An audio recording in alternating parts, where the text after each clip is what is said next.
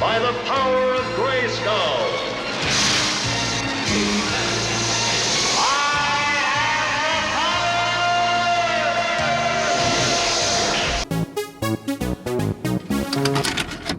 The origin of He-Man came about due to the biggest blunder in the toy industry history.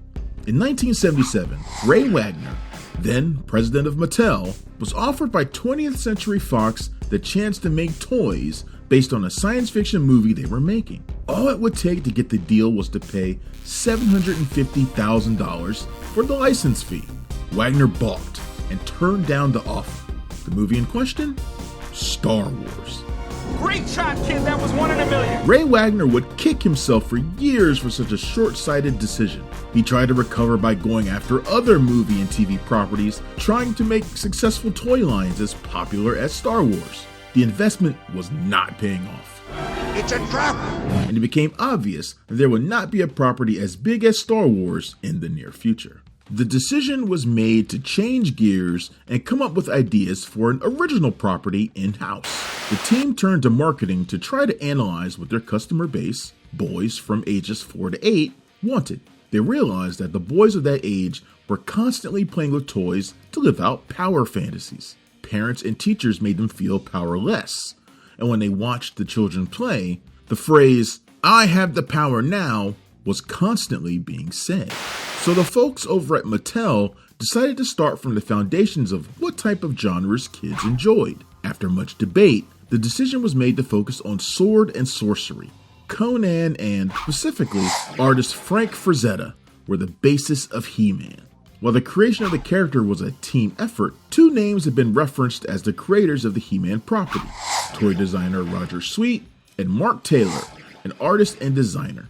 Sweet was a fan of bodybuilding and wanted to make the toy bigger than other action figures. He also wanted to make He-Man more dynamic by giving him a more expressive face. Keeping things simple, he named the character He-Man. This is when Mark Taylor came in and designed He-Man and the other characters. Taylor was a comic book fan and a fan of sword and sorcery novels. For our hero's archenemy, Mark Taylor created Skeletor. Thinking about what frightened him as a child, he remembered going to a haunted house, and a skeleton dropped in front of him. The skeleton would eventually be revealed to be the corpse of an American outlaw, Elmer McCurdy, who had died in 1911. Over the years, his body had been sold to various carnivals, sideshows, museums, and eventually wound up at a haunted house ride for the Pike Amusement Park. Originally, the toy line was going to be called the Lords of Power, but this was changed when someone said it sounded too religious. So it was changed to Master of the Universe, and marketing executives Mark Ellis and Paul Cleveland went to sell the toy line to toy stores. The executives asked them how the children would know the story of the characters since it wasn't a giant property like Star Wars. Mark then said the toys would include a comic book for the kids to read and become fans of the action figures. This went over well, and Mattel then approached DC Comics for help. Comic book writer Paul Kupperberg and Filipino comics artist Alfredo Alcala were hired to make the mini-comics that would be packaged with the toys. Eventually, the amount of toys that were being produced created a workload that was too much for Alfredo and Paul to handle. So more people were brought on to help write and illustrate the mini-comics. Two of the most memorable artists who worked on the project were Larry Houston, who would go on to produce and direct all the episodes of X-Men the Animated Series. The other was Bruce Timm, one of the men behind Batman, the animated series. A few weeks later, while pitching their toy line to Toys R Us, Mark and Paul were told by retail giant executives that he didn't think that the target demographic of 5 to 8-year-old boys could or would read a comic book. Kids don't like to read, one Toys R Us executive grumbled, which is when Mark lied and told them they had 2 one-hour animated specials. This got them the contract, and the decision was made to approach Filmation to create these specials. Filmation was a production company that produced live-action and animated programming. The company was founded by Lou Scheimer, Hal Sutherland, and Norm Prescott in 1962. The studio was responsible for many classic cartoons like Fat Albert, Superman, and the Archies. Lou Scheimer told Mattel that for the same amount of money they could just make a TV show. Wait. Yes, that's it! Scheimer made a deal with Mattel that Filmation would finance the show for creative freedom. But by this point, Mattel had another problem. They didn't have a backstory for the world of Eternia and He-Man. The comics were supposed to help, but the stories contradicted themselves when they tried to explain He-Man's origin. So they hired screenwriter Michael Halperin to create a show Bible.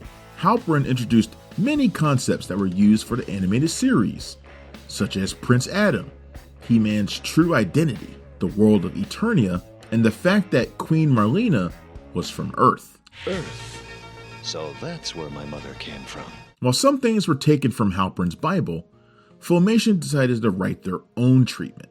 Years earlier, Filmation had made a failed series called Blackstar. So many of the things that were from that show were just used as inspiration for He-Man and the Masters of the Universe. And so, with Star Sword in hand, Blackstar, together with his allies, sets out to save the planet Sagar. They used story concepts, character designs, and even animation in order to save on costs.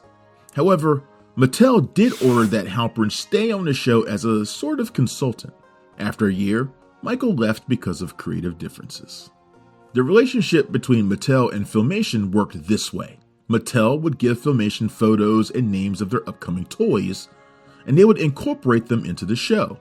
Since the deal let Filmation write anything they wanted, they had the right to say no if a toy they submitted was too hard to write into the series or contradicted any lore they created for the cartoon. This was a dream come true for the writers, who loved the space they were given to think up the stories. He-Man, an urgent message from Cathane. They're under attack by sandcrawlers. Ah, sounds like trouble. Can I help, He-Man? We'd be glad to have you, Koldar. Although in the 1980s, there was one thing that was a headache for the animated television landscape, or rather a person, Peggy Charins. Charins was an activist who founded a national child advocacy organization called Action for Children's Television, aka ACT. The group started complaining about the violence that the cartoon promoted before it even aired. In order to combat this, Scheimer hired his daughter's professor from Stanford, Don Roberts. Skeletor, for example, his answer to every problem is fight. He doesn't care who's right or wrong. He thinks that might makes right. Well, it doesn't. As production began on He-Man, the studio decided to hire new writers to work on the scripts. Filmation was known to be ahead of its time by hiring from a diverse class of applicants. They were not afraid to give people with little writing experience a job. In fact, one of those new writers was the now legendary J. Michael Straczynski. As for the cast, it was surprisingly small. 4 actors were hired: Alan Oppenheimer, John Erwin, Linda Gary, and George DiCenzo. All of the actors played multiple characters. Lou Scheimer and his daughter Erica Scheimer also did voices on the show. Erica would later reveal that the reason for the small cast was to keep the production costs down. You see, Lou refused to have the animation done overseas. He felt that local animators should not lose out on work because of a company trying to save a buck. That's for sure. Alan Oppenheimer had been acting since 1964, both in television and film. As time went on, he eventually started doing voice work for Hanna-Barbera and became involved with Filmation when he was hired to do voices on a Filmation project called Uncle Croc's Block. Alan has said that when he first signed on to be on He-Man, he was given pictures of the characters and told to come up with a voice that he thought fit the role. Of all the roles that Oppenheimer portrayed, his most famous was He-Man's archenemy, Skeletor. The game is almost over, He-Man. I hope you enjoy losing. He said that when he saw his skeleton head, he thought of a nasal voice. Although he can't remember exactly the origin of Skeletor's unique laugh. One of his theories is that he likes to inject comedy into his work. At first, Skeletor was portrayed as the standard melodramatic villain. Alan said that he may have created the laugh to lighten the mood between takes, and it stuck. Here comes King Skeletor! Recordings were, for the most part, done like a radio play. Each actor portrayed different roles, and Alan would sometimes have to record himself playing multiple characters in the same scene. Today, you would record an actor doing each character individually and then cut the tracks together to give the effect of two different people talking to each other. Oppenheimer would do it in real time, going back and forth in one recording and sometimes in one take. Hey, cut that out. Cut what out? The voice of He-Man was done by John Erwin. John had only one credit before he began working in the world of voice acting, which was as Teddy in the classic Western TV show Rawhide. Decades later, he got the role of Archie's rival, Reggie Mantle, on the Filmation animated series The Archie Show. He would portray the character in many other Archie cartoons for years. Erwin would also do the voices of the villains Beastman and Webstor. After the show, John would drop out of the public eye and refuse to do public appearances. Alan begged John to go to a convention and meet fans, but he refused, saying that he didn't look like He-Man, to which Alan said, "And I don't look like Skeletor, nobody cares." Alan and the other people who worked with John said that he was very shy and liked his solitude. You can't even find many pictures of him online. But even though John was very private, he did reach out to fans while on the show. One of the most well-known stories was about a sick child named Joshua de Lioncourt. He was so ill that he was not expected to live. John recorded a message for Joshua telling him about the importance of friendship and asking him to be his friend on Earth. Hello, Joshua. This is He-Man. Somebody told me how much you enjoyed my adventure stories, so I thought I would send this special tape to you. I'd like to be your friend. Well, I'm sure you have a lot of good friends already and a wonderful mother and father who help you work out your problems. But you can always use another friend. I know you can. Lioncourt would eventually make a full recovery and was even asked to be interviewed for a special featurette for a He-Man DVD set. Erwin would eventually come out of retirement to voice He-Man one last time on Family Guy. Hey there, Adam. Hello, Henry. I have the power! John Erwin passed on December 20th, 2024. And I would like to think he knew how much of a massive impact he had on the lives of children across the world. Two of the most unexpected effects the show had on the lives of fans were a shock to the people behind the series. In order to combat groups like ACT, a mandate was made to put a PSA at the end of every commercial. In it, He-Man would give advice and talk about the moral of the episode. Do you know someone who uses drugs the way Jono used that flower? Drugs can be dangerous because of the effect they can have on the mind and body. There's no concrete information on who wrote these PSAs, but many former writers think it was Paul Dini. The writers hated them. They thought they were silly and brought down the quality of the show. But Alan has said that these PSAs had a massive impact on children's lives. Very few people are all bad. It may be hard to find, but if you look for it, chances are you'll find some good in most everyone. And the best way to start is to never judge anyone by the way they look, but rather by what they do. He said that he has had encounters with fans who told him that they are still alive because of those silly tags. He had an encounter with a fan at a convention who told him he was separated from his family while they were vacationing in South America. The family had taken a jungle tour, and the fan accidentally got lost. He remembered a He-Man PSA that said if you ever got lost, to stay where you were to help people find you. Because of following this advice, his family was able to locate him. Who knows? The next time, you may be the one who needs the help. Alan has also talked about how many fans have told him that they are still alive because of the show. He said that they told him they suffered from depression due to their dysfunctional homes.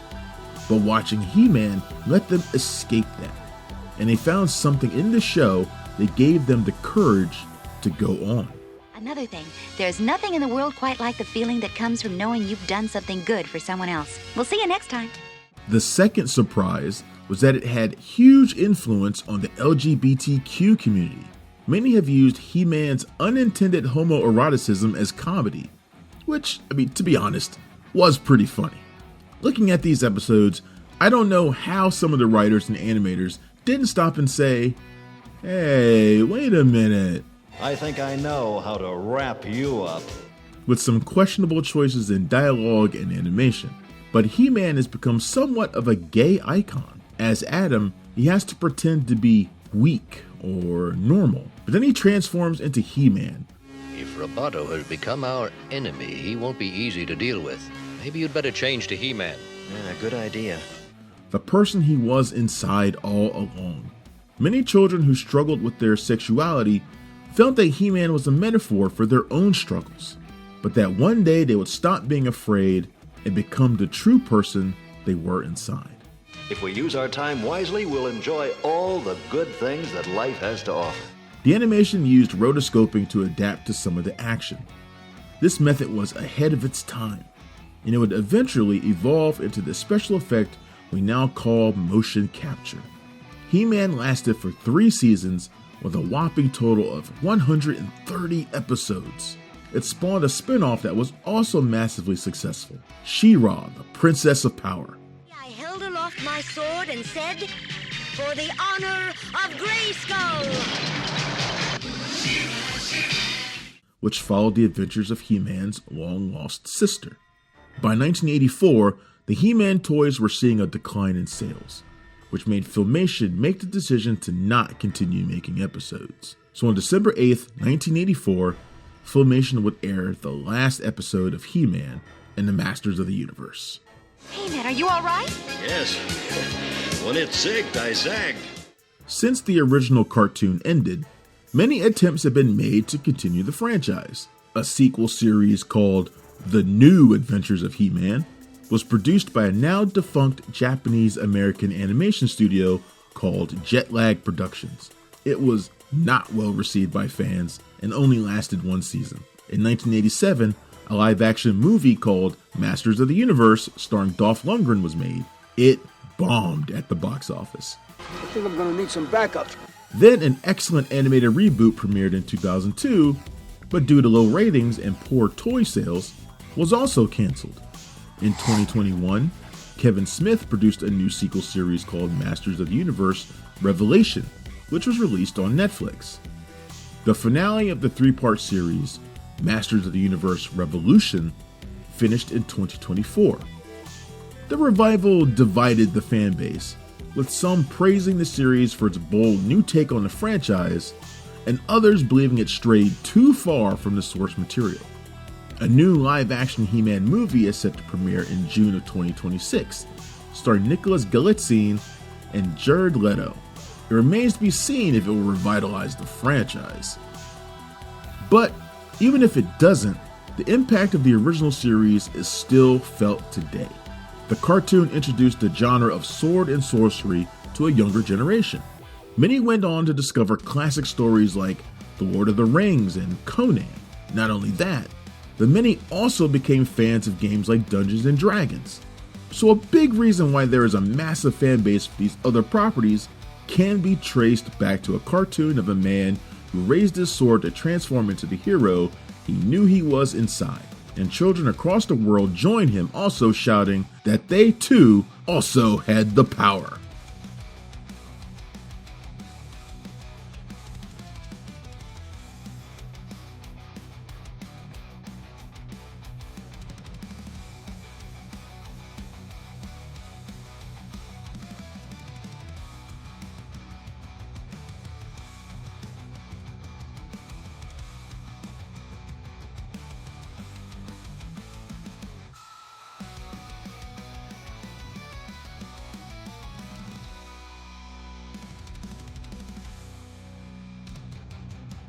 Thank you for clicking on our video, everybody. If you like what you saw here, please make sure you like the video and subscribe and share with your friends who like this sort of content. Joe Blow was created by movie fans for movie fans, and we appreciate your support.